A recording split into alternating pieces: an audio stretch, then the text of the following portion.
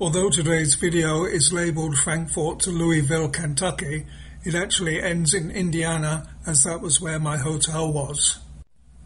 Frankfort has two standing Capitol buildings. The old one was a couple of blocks from my hotel, and I took a photograph which you have already seen at the beginning of the video.